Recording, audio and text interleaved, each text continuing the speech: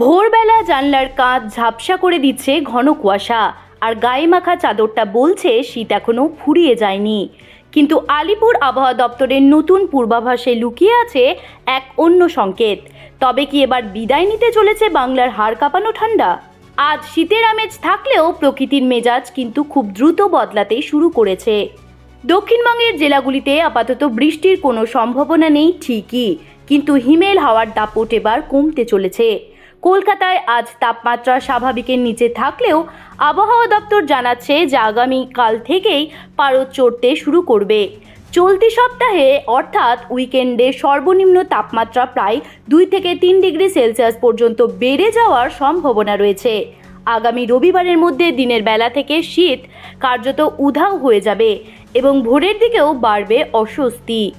আজ তিলকতমায় সর্বনিম্ন তাপমাত্রা 15.6 ডিগ্রি সেলসিয়াসের ঘরে থাকলেও সামনের কয়েকদিনে তা 17 থেকে 19 ডিগ্রিতে পৌঁছে যেতে পারে। পশ্চিমের জেলাগুলিতেও কুয়াশার দাপট থাকলেও তাপমাত্রা থাকবে 13 থেকে 16 ডিগ্রির আশেপাশে।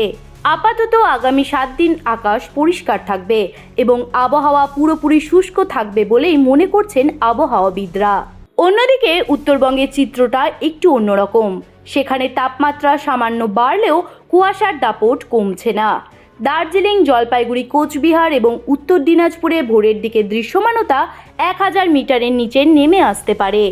সকালের দিকে ঘন কুয়াশার দাপট থাকলেও বেলা বাড়ার সঙ্গে সঙ্গে আকাশ পরিষ্কার হয়ে যাওয়ার পূর্বাভাস দেওয়া হয়েছে। সব মিলিয়ে বসন্ত আসার আগেই যেন শীতের বিদায় ঘণ্টা বেজে গেল বাংলার বুকে। রবিবারের পর থেকে রোদের তেজ যেমন বাড়বে, তেমনই রাতের ঠান্ডার আমেজটুকুও ফিকে হতে শুরু করবে।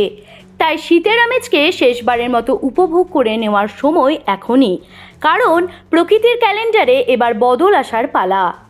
আবহাওয়ার পরবর্তী নতুন আপডেট পেতে চোখ রাখুন আমাদের চ্যানেল হেডলাইন্স কলকাতায়। জ্যোতি সরকারের রিপোর্ট, হেডলাইন্স কলকাতা।